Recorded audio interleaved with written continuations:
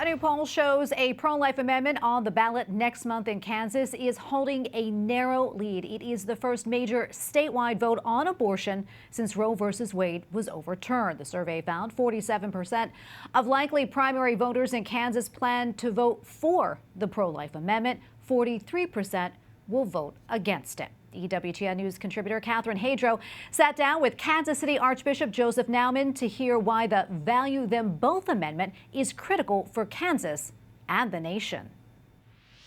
Archbishop Joseph Naumann with the Archdiocese of Kansas City, Kansas. Thank you for taking the time for this interview. Yeah, it's a pleasure. Thanks for coming to Kansas, Catherine. Absolutely grateful to be here. On August 2nd, coming up, Kansas voters will vote on the Value Them Both amendment.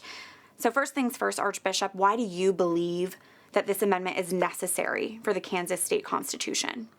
Well, 2 years ago, a little over 2 years ago now, the Kansas Supreme Court claimed to have discovered a right to abortion in the Kansas Constitution, which is 150 years old. And this is part of an orchestrated plan that the pro-abortion groups have had in place for a while because they feared what happened with Dobbs.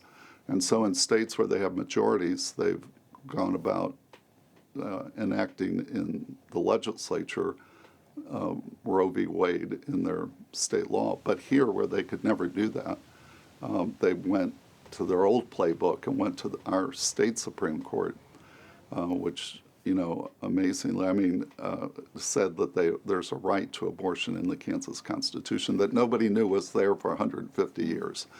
But the only way to change that is a constitutional amendment. And so we had to get 2/3 of the state legislature, both chambers, to approve the language of the amendment and get it on the ballot. And now it'll take a simple majority of Kansas voters.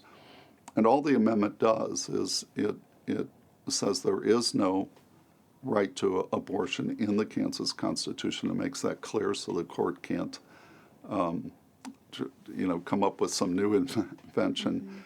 And without that, the court also said in its opinion that they presume all of our current laws, modest as they are, things like informed consent for a woman getting an abortion, parental notification and consent for a minor daughter is going to have an abortion or wants to have an abortion, tax funding for abortion, all of these things are presumed unconstitutional. So our goal here is simply to give Kansans the ability, through their elected representatives, to determine the public policy here in Kansas. That's all we're asking. There are a number of nearby states that have abortion trigger laws going into effect, Texas, for example. If this Value Them Both amendment does not pass on August 2nd, is Kansas then going to become this abortion destination for all those leaving these states with trigger laws? Will abortion tourism, quote unquote, rise here in the state? It already is. It already is.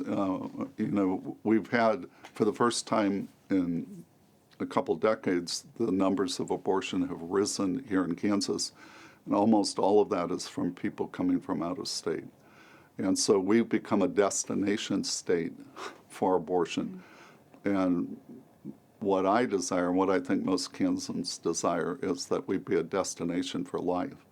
And so part of our efforts is to do everything we can to surround any woman in a difficult pregnancy with all of the support and resources that she needs and her child needs.